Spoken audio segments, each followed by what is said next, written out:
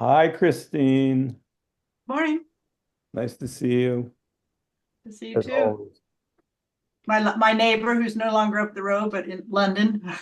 Chris lives nearby, but is a brilliant novelist and artist. That's some of her artwork in the back, and she's got a new book that just came out a week or two ago, a new novel. So she's one of our creator members. Oh, wow. Congratulations on your book. Thank you. Yeah, yeah, it's great. I will put a link to it in the chat, actually, once I stop letting people in. You do draw a crowd, Praveen. Uh, I don't think it's me.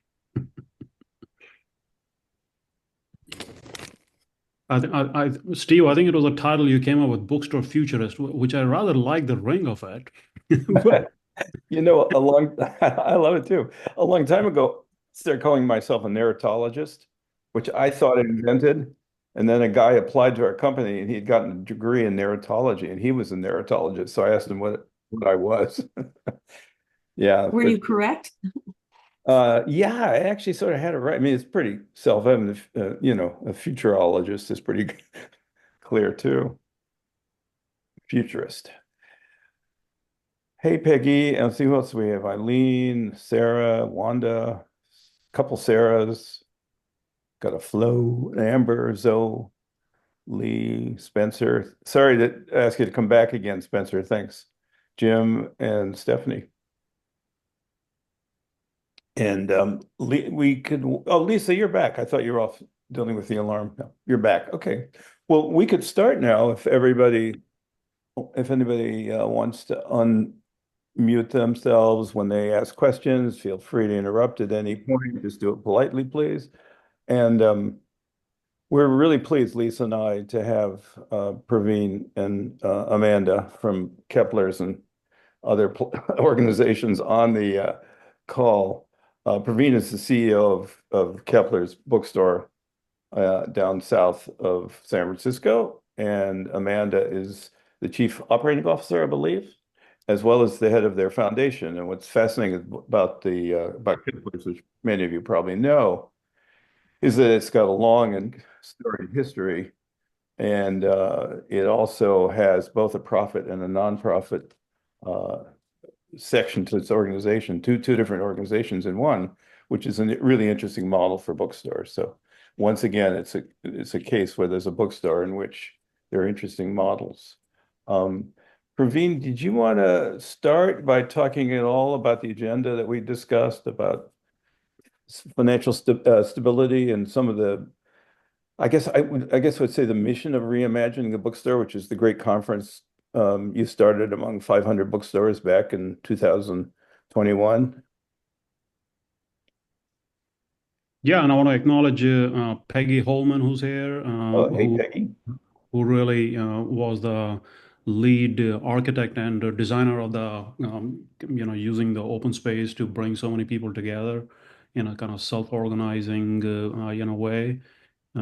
Peggy is a Berrett-Koehler author, and I also want to acknowledge Sandra Janoff, who's been helping us at Kepler's for as long as we've been involved with Kepler's. She did the first ever future search for a bookstore anywhere in the world, and she's the director of the Future Search Network, also a Berrett-Koehler author. There's a lot of Berrett-Koehler going on here. So yeah, so as you know, Steve was saying, the three goals we had come up with for reimagining bookstores were deepening literacy, strengthening communities, and paying living wages. And as long as I've been in bookselling, the living wage issue has just been such an eye opener for me, having come from a corporate background in terms of how little money there is in bookstores to pay people and to pay owners. And I remember when when my wife, Kristen, and I were getting involved with the first bookstore, the Booksmith in the Haight-Ashbury, and we were just doing our due diligence. And, we looked at, the profit and loss, statement for, the Booksmith that was back then, I think like a $1.6 million business. And the entire payroll was something like $300,000, and I said, there's something wrong with this number. It seems too low. How can we have a staff of, like 10 plus people working for 250, $300,000? And I'm just like, Gary Frank was the owner of the Booksmith, who was trying to sell us the business. And I said, Gary, there's something wrong with this number. Are you sure this is the right number? And he's like, yep, that's the number. And then we got into looking at, person by person, how was the booksellers were making, the bars were making. I literally fell out of my chair. I'm just like, wow, I can't believe people can work for these kind of wages and still be, working, and be able to, pay the bills and, and all of that. That was over 15 years ago. And I feel like ever since I had the light bulb moment, I just have never stopped thinking, working, focusing on the issue of living wages. And to me, it comes from the realization that we've had many, many times over, that the biggest assets, the biggest resource, the biggest competitive advantage and differentiation we have running independent bookstores is really our people. Because it's our people who do all the work to make the bookstores special, unique places that our communities care about.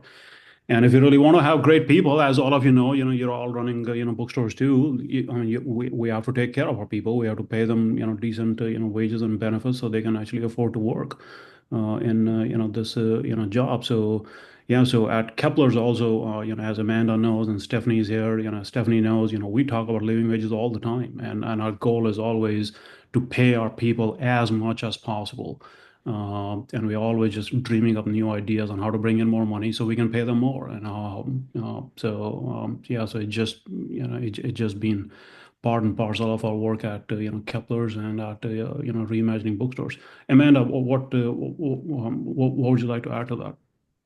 I mean, I think for me, it's just that acknowledgement that a bookstore in a community is expected to be a lot of different things for a lot of people. It is not a shop where you can go and pick up a gift at the last minute. I mean, of course it is, but it also needs to be a place for people to come and talk politics, or to get a book on how to care for their mother, or help their kid learn to read. I mean, we are expected to promote literacy, to engage with our communities, and somehow provide free content and safe spaces with an industry that has traditionally not supported that.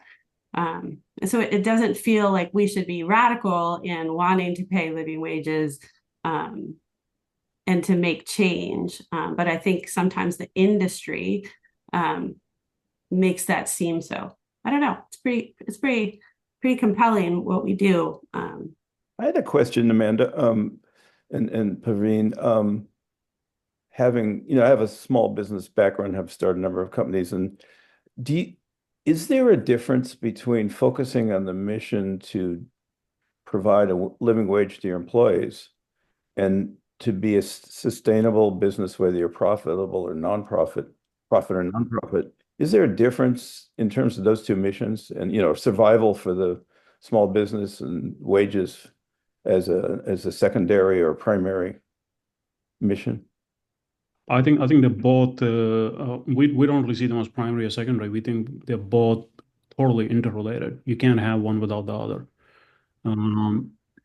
Because if we don't improve and pay decent wages and benefits to our employees, you're constantly on this treadmill where employees are leaving and you're hiring new employees and you're training, and it just so much of time and energy just goes into constant recruiting and training and recruiting and training, because your employees don't really see you as a long-term viable place to have like a career. And with a industry that's changing all the time, we have to be changing our business as well, and that needs time and focus and attention, and that needs employees who are really invested in the business in terms of making it better. It doesn't matter whether you're running it as a for-profit or non-profit or a hybrid or a co-op. We have to stay in touch with our communities. We have to be evolving. We have to have programs that are constantly getting fine-tuned. So I think there's just like a tension between if you want to have, long-term invested employees, including owners, who really, can see this as a, long-term viable career, then you're, really making it a sustainable, institution. But, otherwise you're just, running a shop, on the basis of, low cost, labor, yeah, and that just, not really a viable, plan in the, this, day and time. Now, to make it real, the issue of wages, because we look at a lot of numbers, I put together a couple of charts. I'm just going to share, one here, really quickly. Can you guys see my screen? Yes, we can see it. Yeah.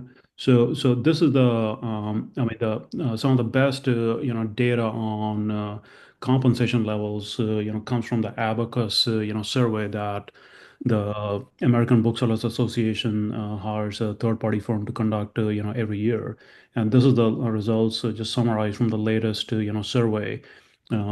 It's based on 2023 results. There were about 400 bookstores nationally that participated in it.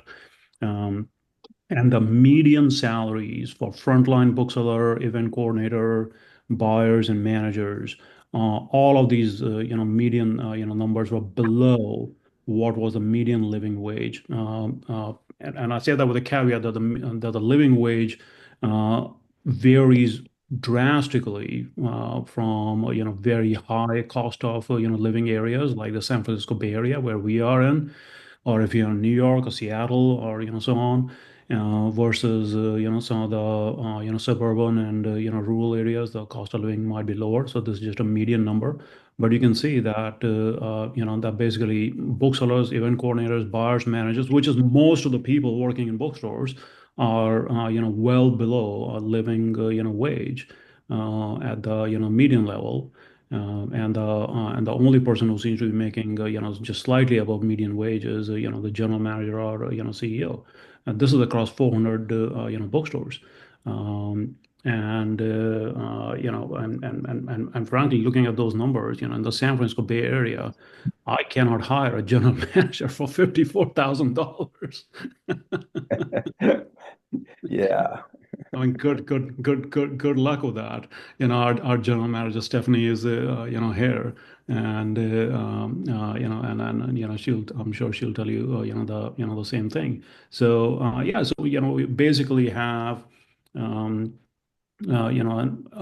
entire industry of, whatever it is, 2,000 or more bookstores, essentially working on, poverty level, wages. It's crazy. Do you, and Praveen and Amanda and Stephanie, do you feel that Kepler's in the way that you guys run now with this mission, because you've been at the forefront of this living wage mission?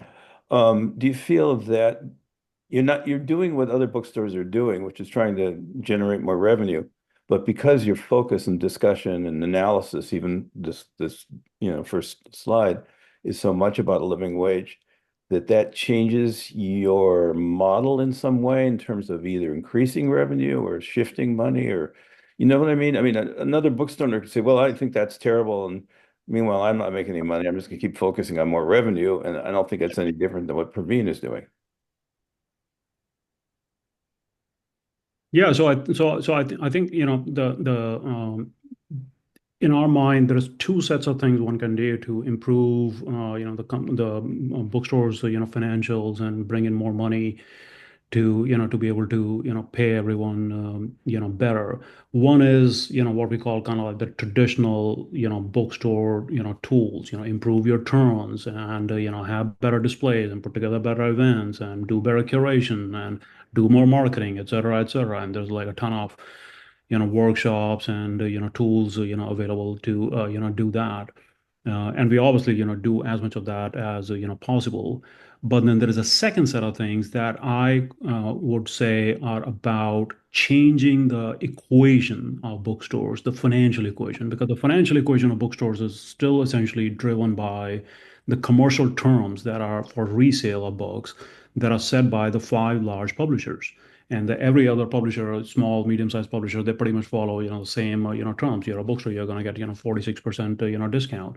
So you're going to buy a $10 book for $5.40. You're going to mark it up, and you're basically trying to make money off, resale, margin.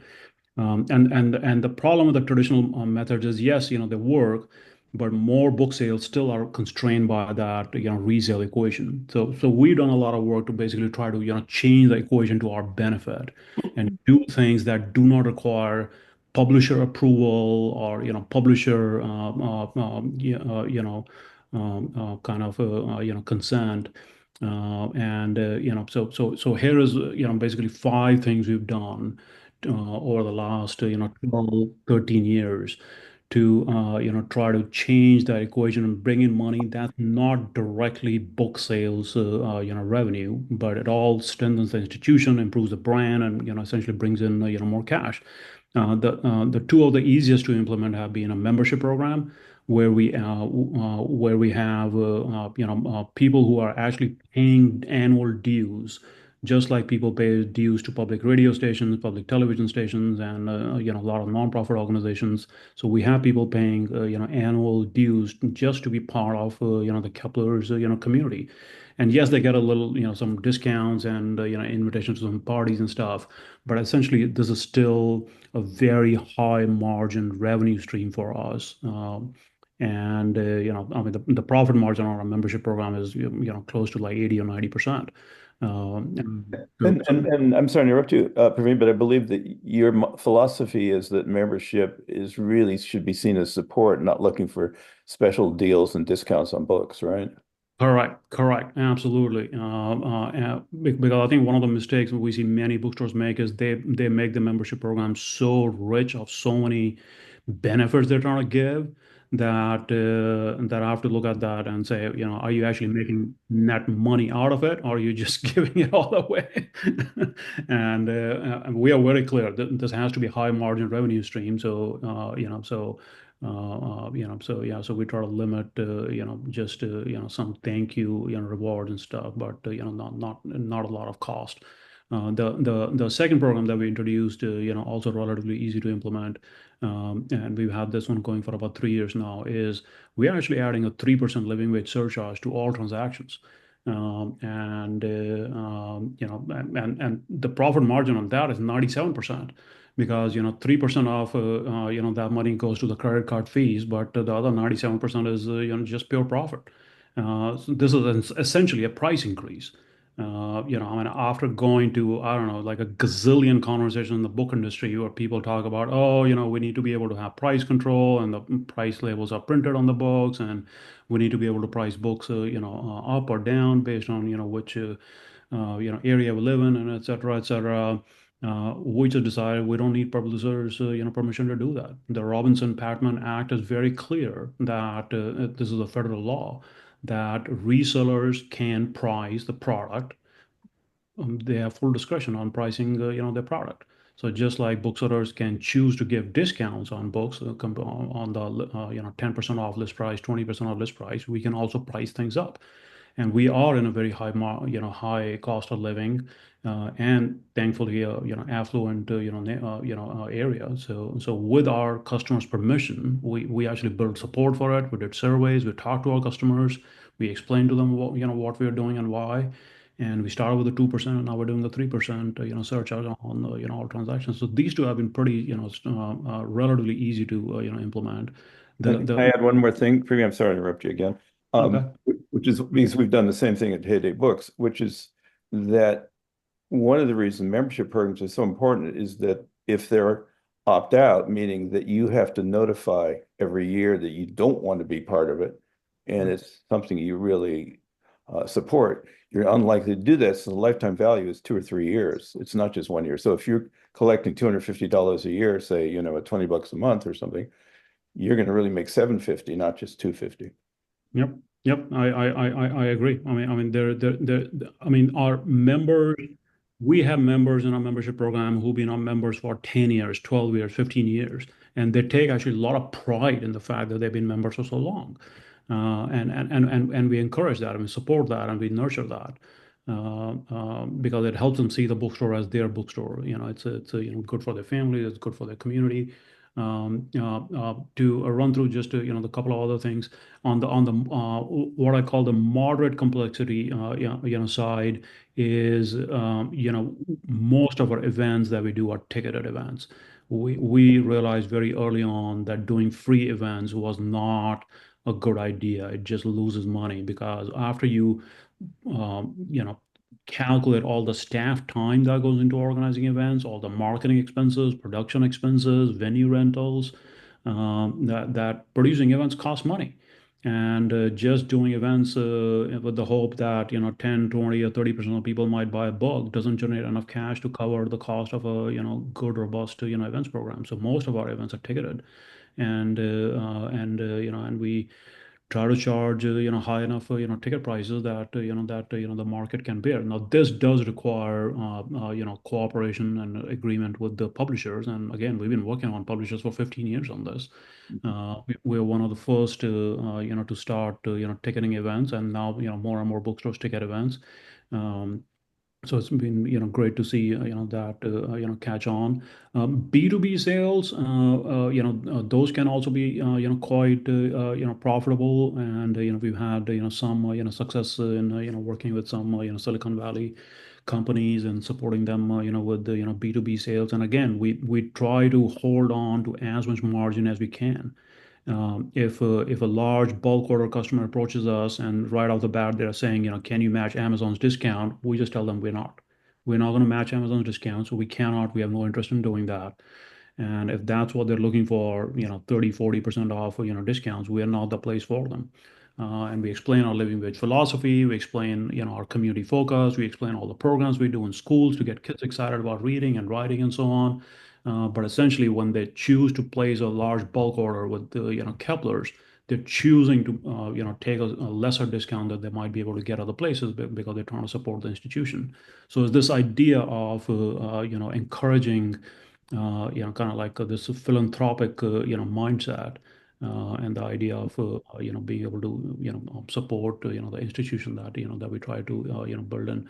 And then lastly, I think one of the more complex things that at this point I do not recommend for every bookstore after everything we've learned from it, but we have done it, and it's working for us, is to set up a separate nonprofit organization called like in our case it's called the Kepler's Literary Foundation, and all of our public interest programs, our author events, our community events, our school programs are all done through the nonprofit.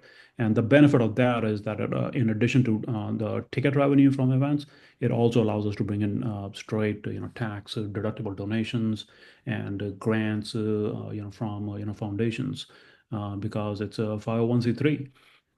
So we've had some success in doing that too. And again, we were one of the first bookstores to really embrace the nonprofit model as a way towards sustainability and to bring in more money so we can pay our staff better. Amanda, I've been talking a lot. What would you like to add to this? And anything I'm missing, or anything you want to highlight? I mean, we are increasing revenue, and we're doing that with the support of the community. So we talk, to your question, Steve, about the difference between our mission or living wages. They are one and the same because we need to be sustainable. We need to be sustainable means we need more revenue. And our customer base knows about our situation and supports it. So I think that that's a key thing. We'll probably be doing a state of the store this year to bring our community along on those finances. And I would agree. Go ahead. One of the great unexpected side benefits of the living wage surcharge is that now we have prominent signs at the point of sale, at the store entrance, kind of announcing this living wage surcharge, that we add this. It's an optional thing, and you can waive it if you don't want to pay it. But all the signage is there about living wages, which we never had before. Even though we are working on living wages, we never had any signage in the store. Now there is signage because of this one program, because we're adding a surcharge. And it's making our customers realize, wow, look, Kepler is trying to pay living wages. And like one of the very fulfilling anecdotes I heard from my staff was, like a family was shopping with their children, and the parents kind of turned to the children and showed them the sign and said, "Look, this is such a great thing Kepler is doing. They're trying to pay living wages to their staff." And then they signed up for a membership, also. So, that was great. Praveen and Amanda, are you willing, or could you explain or disclose the percentage difference between the revenue you take in from the nonprofit and then from the regular profit-making bookstore? How does that break out? I mean, in other words, how much does it really contribute? I don't need dollars, just percentage-wise. Yeah, so I mean, one way to look at it is that when we when Amanda and I worked on rebooting Kepler's back in 2012 and transitioning it to this new hybrid for-profit nonprofit model. That was back in 2012. At that time, the starting wage for an entry-level bookseller used to be $9 an hour. Do the math on that. You can make more delivering newspapers at 4 a.m. You have a college degree, as some of our younger booksellers did, and you're working for essentially $18,000-$19,000 a year. That was back in 2012. And from that, and we just kind of like hone in on that as one of the key metrics that we have to keep improving the metric with the all of these programs. We got to $12 right away with the nonprofit transition. A few years of just continuing to improve the membership program and some of the B2B components. We got to $15 an hour. I think we did that back in 2016. I think we were one of the first bookstores nationally to get to $15 an hour. And then by 2022 we got to 20. So our entry level booksellers are now basically hard at $20 an hour. So we've been able to now the whole business, if you just look at the book sales of it, has not gone at the same proportion from $9 to $20. Because that would have required us to double the size of the business. Trust me, we're not selling twice as much books at Kepler's in after 12 years as what we were selling in 2012. So a lot of these additional improvements that have allowed us, and it's not just the entry level booksellers. All successive levels have the buyers and managers. They've all moved up at about the same rate. So how do you make that kind of improvement? And frankly, this is still not good enough. We're still constantly turning over and saying, okay, what else do we do? How else do we bring in more money? Because we would love to get to even better numbers. So a lot of these improvements are really coming from these break the equation or redefine the reselling equation in the way that makes sense for your bookstore and your community. So that's one way to look at it. So Stephanie, it's been Stephanie, sorry, yeah. so it's been improving the gross or the net profit or the after external cash expense profit, and then devoting that to employees' salaries, not increasing revenue as fast as obviously went from 9 to 22. You didn't do that, so interesting. Yeah. And the other way to look at it is that the classic wisdom in the bookstore business is that one has to keep our compensation and benefits budget at I think they say like some 22% of revenue or to keep the bookstore profitable. We've turned that upside down too. Our goal was to get to 35%. And we knew we're not going to get it if we keep focusing on profitability. So I mean, we already embraced the nonprofit model. So so what's the point of talking about profitability? And I think at this point we are between the for-profit and nonprofit. If we combine all the revenue, and Stephanie and Amanda can correct me, I think we are close to 33 or 35%. Our of the total money we're bringing in every year is going towards our staff compensation and benefits. So I don't think that classic wisdom of 20% or 22% of revenue going to compensation and benefits makes sense anymore, because we're not trying to control the cost. We're trying to actually pay people more. But Steve, the real relief that we felt immediately on the bookstore side was a payroll relief. our event manager, marketing, all went under the foundation. And the foundation had two revenue streams, still does, straight up donations that are tax deductible, and then ticketing. Right. The book sales for those events goes to the bookstore. So the bookstore still has the opportunity to sell a lot of books full price to the foundation. So that's been a big help. But so if somebody said to you, I'm just playing Doubting Thomas here. Somebody said to you, well, it's great that you split things up into two pieces, and now you're spending less on the bookstore because some of those expenses are off, with the nonprofit. It's like still the same money, but what you actually have done, I guess, under the hood, is increase the revenue in a way that's more profitable because you have other appeals you can make with the nonprofit side. You can have other different sort of revenue streams with the nonprofit side that you couldn't achieve with the profit side. Is that true? Yes. And if we can, so we're doing mission-based work, promoting literacy, cultural events. We need funding for that. So the hardest part about the nonprofit is fundraising. That is, it turns out, a professional skill. It takes a lot of effort, a lot of time. You have to ask people for money. So that's tough. But if that were easy, then as a nonprofit, we have money coming in to pay for wages, to pay for programming.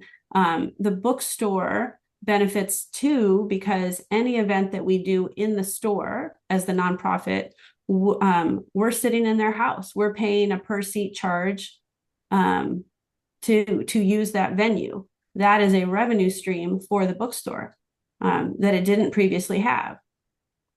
So there's a lot of complexity to it. On the other hand, we are just trying to figure out ways to improve, the margin of the bookstore. That's really interesting. Comment, if I can. Yeah, we have some questions. Will, is that you or who is that? This is That's Brad. Oh, Brad. Oh, go ahead, Brad. Good morning. First of all, it's great to hear and see Praveen. It's been a while. Hello. And we kind of modeled what we do a little bit after their store, not completely, but we've created a nonprofit arm called Booksmart Community Advantage, and that has taken on projects that we used to do with store revenue and shifted them to the nonprofit, which has brought in partners that we didn't have before. Every year, the local Rotary Club actually gives us money to buy books for every third grader in Morgan Hill. And we make some money on that. We pass on, we buy them at a discount, give the Rotary Club a discount, but still make a profit on that. And also our gift of reading program every year, the local AAUW organization, they basically do the same thing. They give us grant money every Christmas where it used to all be on us. And then not only that, but their organization does all the sorting and distribution for us, which we just couldn't make happen anymore. We just couldn't do it. So that's been a real important thing. Plus we have this little thing in the store that's just like the penny jar or whatever, but people throw dollars in it all the time and helps us buy books for the gift of reading program. And there's other things that come along. It also helps us shift what we tell people when they come in asking for donations, which happen all the time. And I always kind of tell them, well, not always, but sometimes say, okay, we'll match whatever Amazon gave you. But so when people come in and they're asking for a donation for something, I said, well, what we do is everything we do is based on literacy, and we can give you a gift certificate that you can use as a donation prize or whatever from the foundation. And then the foundation buys it from us. And so we've shifted all those costs out of the store itself and into the organization. And then it also helps us recruit volunteers for programs and things we do in the store. If we have whatever it is, if it was a Harry Potter day or whatever, we use that organization to recruit volunteers. Yeah, no, that's great. We Beautiful. We have so Thank many you. questions on the chat that we could add an hour just for those questions. But Praveen, if it's okay with you and Amanda and Stephanie, I'd like to ask a few of them. Stacy talked about how they are in a low income area, very different than your area, Praveen, and that they would get backlash if they had a living wage charge, which it's something I never thought of. I always thought that people would buy into it. And and then Lisa said that in Ithaca, Tompkins County, it's now $24 an hour for a living wage. And that's obviously a bridge awfully far. But our biggest challenge is, to somewhere get somewhere close to it. And then I'll just rattle them off and you can answer a couple. Will asked if there's a way that the nonprofit arm frees up working capital for the bookstore by taking on expenses the bookstore would otherwise bear. Go, we'll start with those. There's a bunch more. Yeah. So I think on the whether or not your customers would accept a living wage search or a membership program, I think one of the best ways to find the answer to the question is by asking them. Because even with your community, like Stacy, you're saying that you have a well-off area nearby. Can you create a program where people from the well-off area can pay more than what people from lower income backgrounds don't have to pay? So a membership program, might be something where the people coming from the well-off area to the bookstore can opt into the membership program. It's pure opt-in. And even with the surcharge, that we are adding, we have positioned it and marketed it and run it as a optional thing. So anyone at the point of sale says, "I don't want to pay this," our staff are fully empowered to just waive it, on the spot. No argument, no discussion. It's fine. We completely understand that there, even in our well-off community, there is people from low income backgrounds, the seniors living on fixed incomes and so on. So it might not work for everyone. So I think realizing that even within a community there might be people who actually need a discount to be able to afford a book. And there's people who are actually willing to pay a lot of money to have a good bookstore in the community, that you have those different kinds of customers within your community. And and how do you appeal to them in different ways to make the whole work.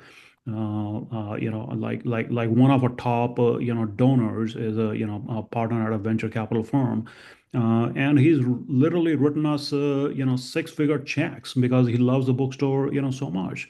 On the other hand, we have programs going into Title I schools where we are donating books because we know those kids and their families can't even afford to buy books at discount. So we are just donating books, 100% discount. So so basically, kind of having that kind of approach where you can try to bring the community together, around this bookstore, while having them have a different kind of economic relationship with the institution, and not treating every customer the same. And then I heard the comment from Will, and Will is obviously doing great work from the Emerson Collective in kind of really scaling and growing this hybrid for-profit nonprofit model. So he's absolutely right. Setting up a nonprofit does allow freeing up of the working capital of public interest programs, and then the bookstore essentially has more money, because now our bookstore doesn't need to pay for our the salary of an event manager. That's the nonprofit's problem to figure out. I'm jumping on everybody because we're going to get through all these questions, but that's excellent, Praveen. Eileen Dangler from the Professional Booksellers School, which is a fabulous organization. I urge everybody to take every course she offers. Had something to say. Thank you so much. Reimagining book selling has been something that has been so visceral for me for quite a number of years. But working with Peggy Holman with the school last year, and we taught her engaging emergence, just lit a fire in me. And I think we need to use these platforms, and every time we're together as a group, to talk not just about the pressure on the bookstores to take the 1% profit that we get and try to make it 1.25? Or how do we pay these wonderful people a living wage? We can't do it from our seat. We have to knock on the doors. We have to get the publishers at the table. We have to, in some ways, disrupt our own business and not accept the things that are the way they are now. We need to change things from the beginning. We need to talk about book format. We need to talk about net pricing or manufacturer advertised pricing. We need to be in control of what we charge for the books, as every other market and every other vendor for books is doing. Amazon decides what they're paying for the books and what they're charging for the books. The big box stores are doing the same things. We're the only ones who don't have control, and we're asking our customers to donate and have a surcharge to pay a living wage, which makes us look that much more expensive for books to the consumer. It isn't fair to us, but we need to get the conversation going on what we want and make some solid changes. I'm trying to get groups together to sit around a table following Peggy's, everyone from the freight companies to the printers to the trim size on books, everything, to look at it and say, is this the most economical way? How can we all want to share these stories. How do we get it in consumers' hands that we can all make a living wage with that? So I don't want it to just be us trying to charge membership programs, to squeeze out a little bit more. It's not fair. Well, So, and Eileen, I completely agree with you, and I think that's where we need help from seasoned, professionals like you, and with your connections, with the publishers. Because I have to be honest, I get very frustrated with publishers, especially the big five. The big five make a lot of money. If you and their financials are disclosed, publishers weekly reports on them and stuff. They're making a lot of money.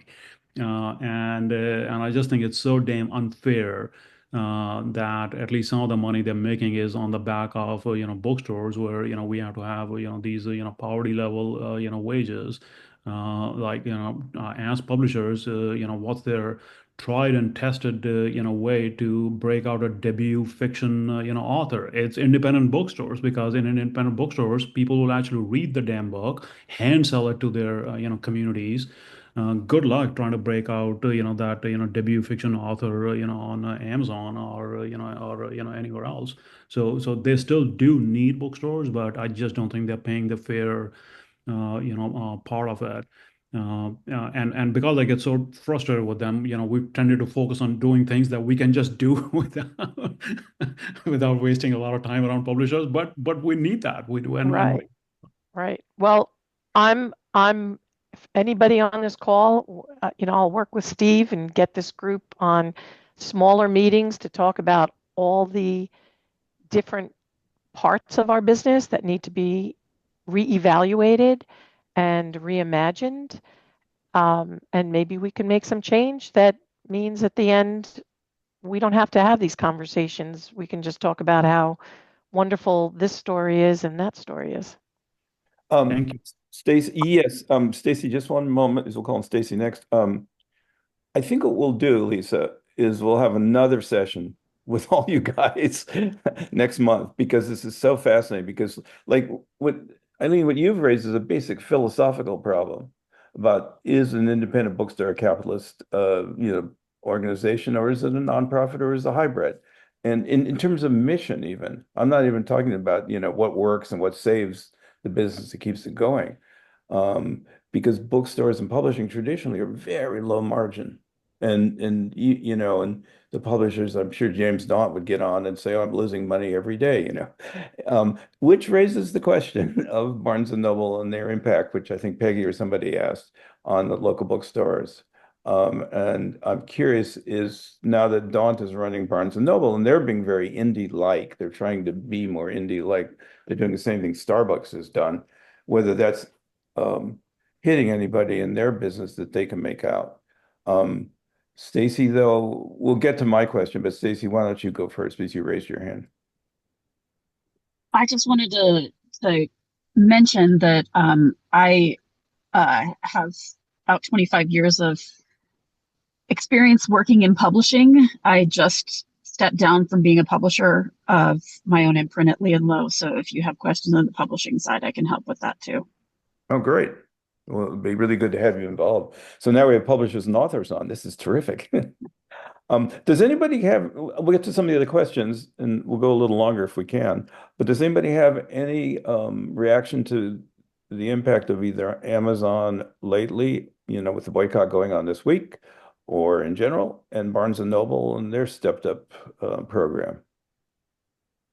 Well, I want to add to your question, Steve, if I may, that one of the things we saw at Winter Institute is that Book Talk has sold more books even than Amazon, and Book Talk often takes them directly to authors, and authors, interestingly, have Amazon a lot of times as their purchase place on their author sites, even the ones that love us and come to us and tell us how precious and wonderful we are.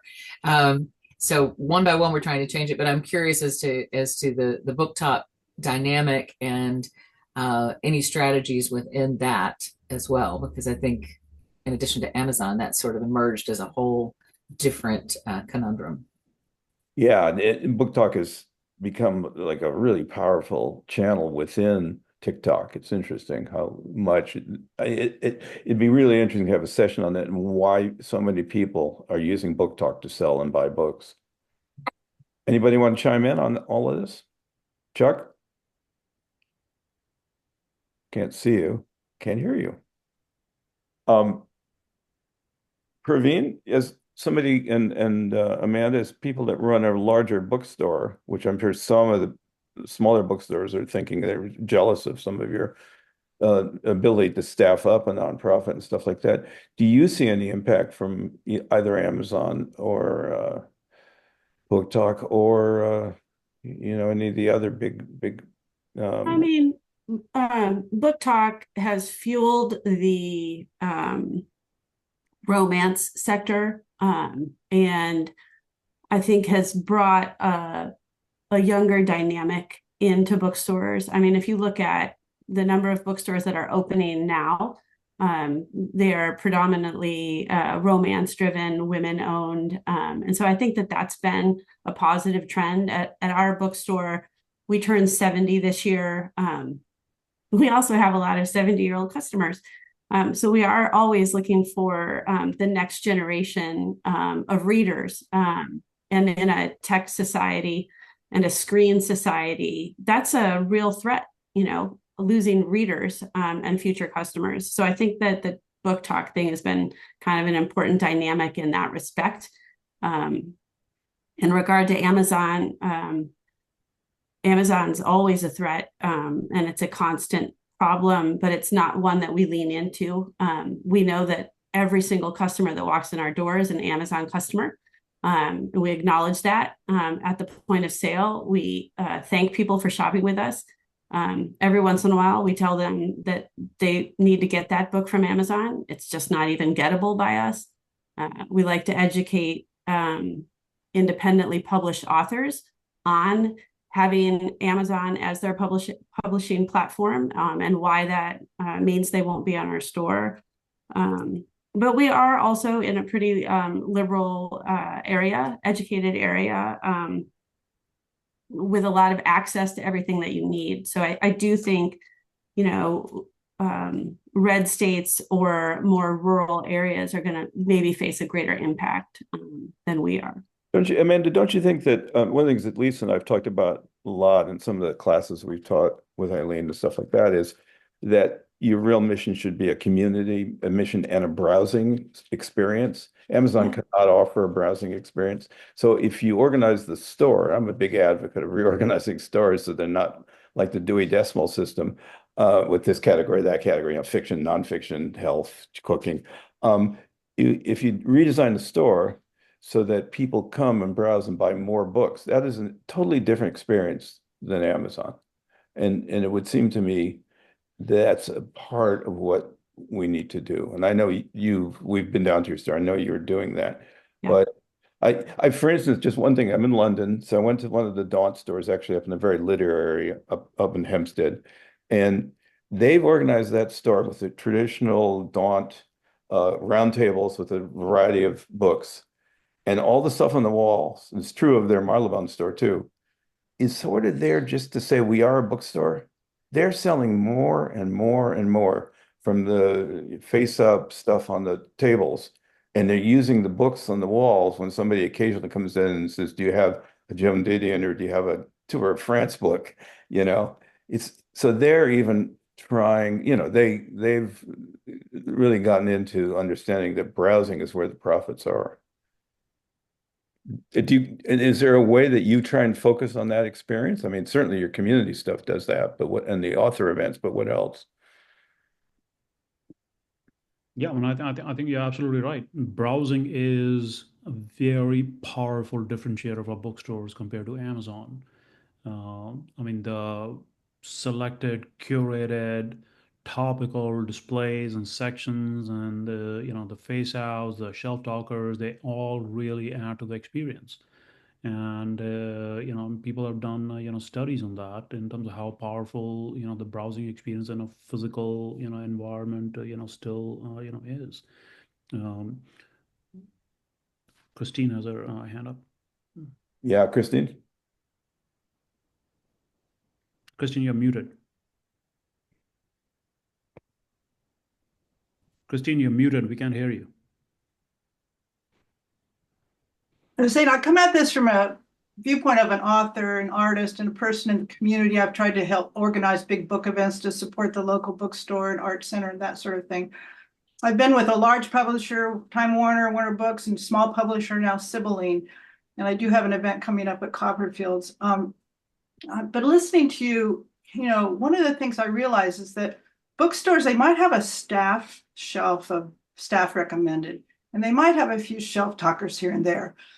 But what I've been noticing I'm not on Book Talk, but I do follow Bookstagrammers. I am on Amazon. I look at reviews. I'm on Goodreads, that sort of thing. I mean, is there a way that bookstores, without adding a lot to the staff's work, could involve customers more in reviews so that the bookstore is more of a center hub, like you're saying? We love it. I love to go in and browse, but where it's really a targeted thing of like, well, I, as a customer, am going to give a review that will be somehow represented in the bookstore. And also whether the staff who have read these books, whether they have their own sort of live book talks, call it something else, but not an event per se, but more like, every Tuesday for 15 minutes, come in and the staff's going to tell you what they've read or something. I don't know.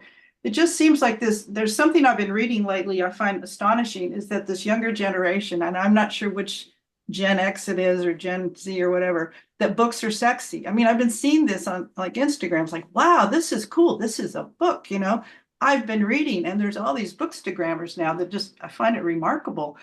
They take a picture of a book and then they talk about it and they get 500 likes or something. And it seems to me that the independent bookstore could be more of a together for this, the kind of force that you have here, probably nationally, to come up with something like that. That's your own form of Goodreads, your own form of book talk. I love that. Chris, I think it's a great idea, is to have it just seems obvious. Picks. Yeah. And the customer picks, the whole section would be fabulous. Or just throughout the store. I'd do it. I'd go in. I mean, I'm a big fan of this On Tyranny, the illustrated On Tyranny. I would I'd write reviews for it. I put it on Instagram. I want everyone to have that book. We need books like that. I know you can't support all authors who are, with small publishers, but even not all the authors with big publishers. But to get the customers more reasons to walk in the store, not only I'm going to leave a review, but I'm going to go see what so-and-so said about this book. Yeah, it's a great idea. I think we have to move quickly because Sandra, did you have your hand up? Thanks. Yeah, very quick. There are 5 small independent bookstores in my neighborhood, and the Barnes and Nobles that reopened is huge, and there's as much browsing as you went there as in the independent bookstores. But Christine, I think it's a brilliant idea, and the reason I raised my hand is there may be, I'm saying possibly an opportunity for bookstores. It may not be you guys, but I know there are others who are impacted by Barnes and Noble's opening, to have this kind of a gathering, to have those kinds of ideas. I'm going to pass that on. But there are a lot of ideas, strategic ways to deal with the big Barnes and Noble opening. Yeah. Yeah. It's interesting. There's a large Barnes and Noble near my hometown in Santa Rosa, very large, that doesn't work at all because it's too big. You go in and you're intimidated and you just leave. And I think that's one of the problems that they have that we have a leg up on. Any other questions? Anybody else? I want to say if Stephanie wants to add anything. We have Stephanie, she's a general manager at Kepler's. We're talking about a lot of things. She's actually responsible for making happen at the bookstore. Yeah, Stephanie, do you have anything to say? I think one of the things that was running through my head while we were talking about the living wage surcharge is the amount of heavy lifting that our staff has done around the implementation of it.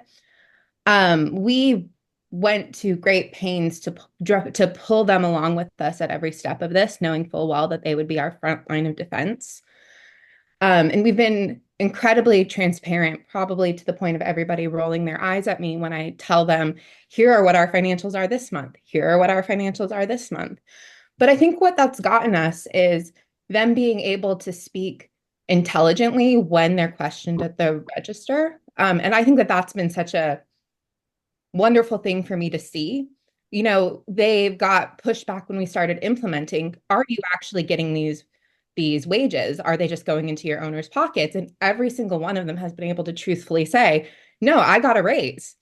I am getting a 401k match. My life is better because of this. And I think that that's been a huge piece of all of these small levers that we're pulling to try and make a difference.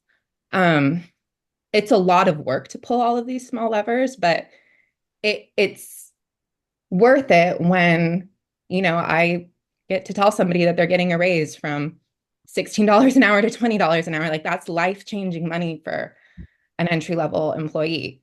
Yes, Yeah. Stephanie, you're speaking to hand selling, but not books, Yeah.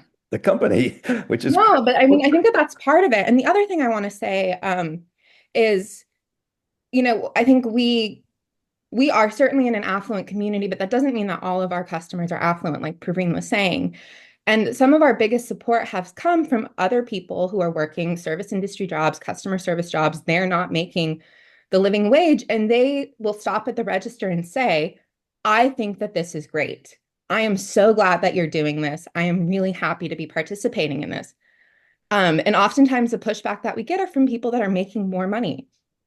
So I do feel like this is a conversation that can be had no matter where your bookstore is. And I think it's important to say that, because a lot of times people hear Menlo Park, they know how affluent our community is, and they think that it can't work for them. But I think people are struggling everywhere. And so I do think that this conversation is something that can be had everywhere. Yeah. Well said, Stephanie. Thank you. Well said, yeah. Yeah, very well said. Thank you, Stephanie. Well, I think we've reached the I don't know what time it is out there. It's 5 o'clock here. I think you're at 10 o'clock in California, and they're locales. Is there anything finally, Amanda or Stephanie or Praveen, that you'd like to say? Or Lisa, you've been remarkably quiet, Lisa. And to wrap up, as we should wrap up soon, but I do think we'll do another session almost exactly the same with the same hero coast. I just think it's exciting that there's still an appetite for change. And I think a collective voice for that change is got to be the way forward. Yeah. Yeah. Praveen? I would just love to, hear from all the booksellers, bookstore owners, managers who are here in terms of what would be helpful to them. What can we do, with the Steve and Lisa's, help as, we are moving, reimagining bookstores forward and thinking of, other programs, ideas that, that would be helpful to, all of you. So if you have ideas now, or if you want to email me, or maybe have a follow-up session, would love to, I really think a follow-up session that hinges on that very question, Praveen, would be one that would have a lot of energy and be able to incorporate several of these ideas. If we just had a structured, maybe with Peggy's help or someone else's help, one of your structures to help just identify all of the problems that need to be solved, because there are several great ideas that have come up and several that have not had time for our time today. I'd love to structure that and have a working session where we kind of create a roadmap, because I'd love for you to continue the work that you began with Reimagining Books. And we appreciate very much that you randomly pitched me and Steve together in a cohort, and that started us meeting weekly for the past 4 years now, unbelievably, and has generated a lot of these conversations like this that are so very helpful. Thank you. And that was Peggy Holman's brilliant brainchild to do random pairings of people. At the time, I didn't even understand it. I was just like, Peggy, why are we doing this thing? Look. So hopefully we've held the thread, and I'd love to come back together. What do you think, Steve, about using Praveen's question as a bouncing place? Absolutely. And I also just want to say parenthetically that I don't see our relationship as random. Even though we're both married to other people. But yeah, absolutely. We'll do probably if this time seems to work really well next month, this day and this time of the month, and we'll just do part 2, and we'll try and develop on it. I thought Christine's suggestion of customer talkers as opposed to staff talkers was great. I don't know if anybody's ever done that, but a lot of stuff has come out of this. It's just amazing. And it's so wonderful to hear everybody, because that was the original goal of Reimagining Bookstores, was to get everybody together talking. It may be time. I was struck by what Eileen was saying about getting the whole system in the room. And it may be time, as a follow-on activity for Reimagining Bookstores, is to do a process called Future Search, which is very deliberate about getting the whole system in the room. And I see Sandra is still here, so she could say a few words about what that might look like. But who knows what could come out of that looks at the whole chain from, author to publisher to big bookstores, independent bookstores, and customers at different income levels. Yeah. It lends itself to either a meme or a cliche, which is the 3-dimensional chess game when you're in the bookstore business. So thank you all. Thank you, Praveen. Thank you, Amanda. Thank you, Peggy. Thank you, Stephanie. Thanks, Christine, for your great idea. And Lisa, as always, for our random relationship. And we'll see you next month, and we'll reconvene. Thank you. Thank you. Thank you, Steve. Thank you so much.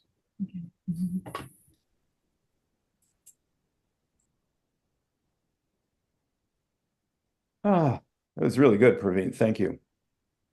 Thank you for gathering us. So how was this compared to the other sessions that you guys have been holding? I haven't come to one of them. Well, this is the smallest group we've ever. No, this is this was pretty big.